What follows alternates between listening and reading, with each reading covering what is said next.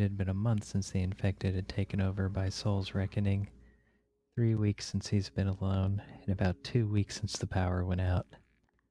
When it all started, he and his sister did as instructed and sheltered in place, keeping as quiet as they could all the while listening to the screams and chaos outside. It took only a few days for things to get quiet, but the silence was soon replaced by the eerie clicking sounds of the infected. A full week after the outbreak, Vera decided she needed to leave to find out the fate of her family. Sol begged her to stay, but she couldn't, and he couldn't find it in himself to go with her. He was no hero. Now, 3 weeks later, Sol was facing a harsh reality. He could no longer stay in his home. He was down to his last 2 cans of food. He had to leave. Nothing else could be done about it. Going into the kitchen, he grabbed the last of his food, took a drink, and then carefully looked out the windows to find the best exit. He caught a glimpse of a couple infected from out back, but as far as he could tell, the front of the house was clear.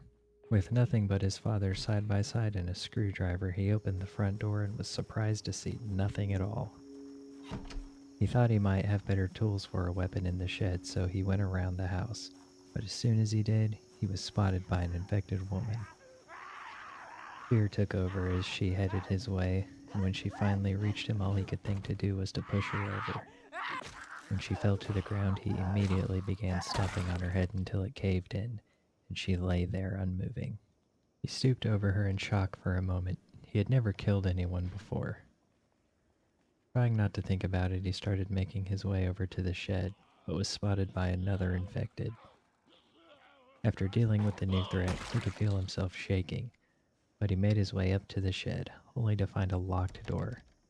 Why was this door locked? Sol never locked this door. He had no time to figure it out before he saw another infected heading his way. As this one was getting closer, he could see that it was impaled by something. Are these things even alive? After dispatching the threat, he saw that it was a makeshift spear. He pulled the spear out of the infected and saw 2 more heading his way. After killing his foes, he was finally able to get a window open and hop into the shed. But something was wrong. The air was thick and he started coughing. Jumping out as fast as he could, he only just noticed the body laying on the ground. Taking a closer look from outside, tears began to flow from his eyes. It was her. It was his sister Vera. Again, he had no time to think before he heard another one coming. He took out a few around the shed and took one last look at her before having to go on the offensive. They were coming from anywhere and nowhere, but his newfound weapon seemed to do the trick. That is, until it broke. At that point, he had drawn more attention than he could handle and panic set in. He realized he didn't have to run, but he needed to move.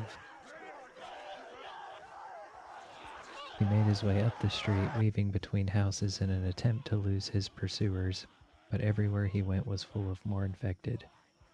Finally, he went through a house, closing the doors behind him, and lost those chasing him, only for another to come at him as soon as he walked out the door.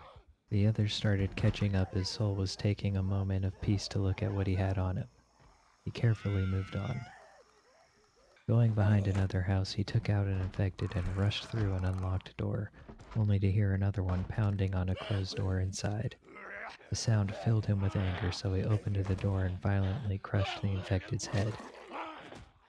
And he stopped for a moment, trembling in the dark laundry room. When he came to his senses, he noticed the house seemed quiet. Though he could still hear them outside, he took this time to grab a drink and even managed to eat something, though he hardly had the stomach for it. Going about the house, he closed any curtains he came across. He found a little more food, a bandage, and even a rifle upstairs. Not much ammo for it, though. The infected were all around. The sounds they made were almost unending, but as far as he could tell, they didn't know he was here. This is where he would stay the night. Taking refuge in the master bedroom, he pulled out a book on mechanics that he had found downstairs. If he was going to survive this after all, then maybe he could learn a thing or two while he was at it. His time as a cook at Spiffos was only going to get him so far. After a while, he noticed he was covered in blood. He washed up as best as he could, ate some more food, and called it a night. He fell asleep to the sound of their clicking. When the morning came, the infected were still right outside as if taunting him. To keep his mind off of the events of the previous day, and especially his sister, he went right back to reading, doing his best to ignore the sounds of the infected around the house. He read for a long time, managing to be completely captivated by the inner workings of auto mechanics. He could never block out the clicking, but for a few hours, he managed to feel calm and safe. He even finished the book. With a feeling of accomplishment and a newfound sense of hope, he got out of bed, placed the book in the nightstand, and had a quick meal. He knew he couldn't stay for much longer, so he grabbed his shotgun and spent some time checking outside the house to find the best exit. Sol actually had a plan today. That is, other than surviving. He wanted to find a backpack or something he could use to carry more gear. If he could do that, maybe he could start thinking more long term, but for now, that was his mission. He went out the front door as it looked to be the better option, but immediately ran into trouble as he went around the corner. Doubling back, he decided to go around the other side of the house, where he was met by a lone infected woman. While he was taking her out, another came around the corner. Sol turned to face the new threat, but before he could take it out, another was coming from behind. Reached him before he could turn around, and before Sol could stop it, its teeth painfully sank into his upper arm. Panic began to set in as blood trickled down his arm. He knew what this meant. He was quickly getting swarmed, so he broke off and made his way to the road. Taking his father's shotgun in hand, he turned around and blew away two infected. He kept going up the road. His heart was pounding, and yet he felt an odd peace. Before he could stop himself, he started shouting to draw on more infected, as if the shotgun blast wasn't enough. They came from literally all directions, as he gathered them up like cattle and herded them, being careful not to get grabbed.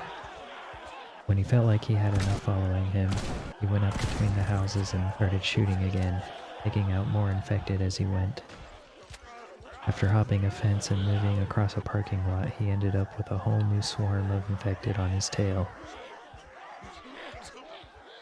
Moving down the street into another neighborhood, he continued to fire upon the infected, keenly aware that he was down to his last few shells.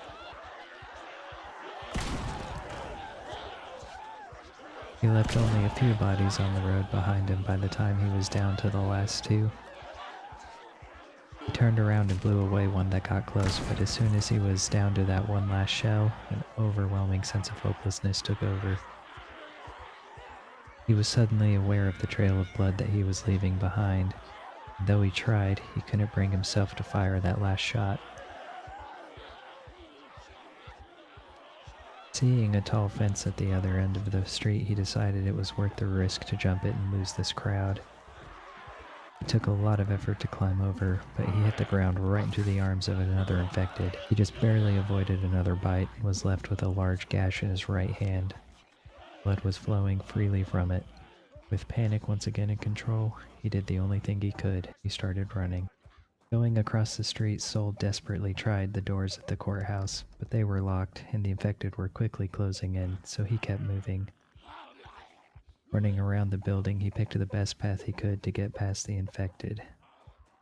He left the parking lot, crossed into a field, and then crossed a road into a forest, all the while leaving a trail of blood behind him. The infected were everywhere. There wasn't any direction he could go where he couldn't see them. Weaving through the trees in their eager hands, he came to a dirt road. At this point, Sol was exhausted. His legs were begging him to stop, and his breathing was heavy. The road, just like everything else, was surrounded by the infected. He stopped running for a moment to see if he could catch his breath, but a whole crowd was now following him, so he just kept on running. Sol broke off of the road and went back into the forest. After running just a short time, he noticed there was much less infected this far out. He made it to a clearing where he stopped as two hungrily made their way towards him. Sol decided to stay and fight. Knocking one down and then the other, he took his screwdriver and tried to strike a killing blow, but was just too worn out. One got up and came at him and he knocked it back down, but it got right back up, so he just started running again. He didn't have any more fight left in him. He kept going through the woods, pushing past just a couple more infected when finally, after a while, things seemed to get quiet. He sat down in a small clearing and bandaged his wounds as his blood pooled on the ground next to him. His entire body ached and his bite burned as if it was on fire, but in this moment, Sol felt at peace again. A cool breeze was blowing, balanced by the warmth of the sun on his face. He sat for a short while, just soaking it all in. Soon his thoughts turned to his sister. He should have just went with her. Sure, maybe he would have died sooner, but he wouldn't have been alone. She wouldn't have been alone. Maybe they would have even made it past the shed. But then, how far? There were so many of those things. I didn't last a day, he said aloud. And he sat there just listening to the breeze until a thought crossed his mind. He had one more shell left. He didn't give himself time to think. He was already dead. He would not join their ranks.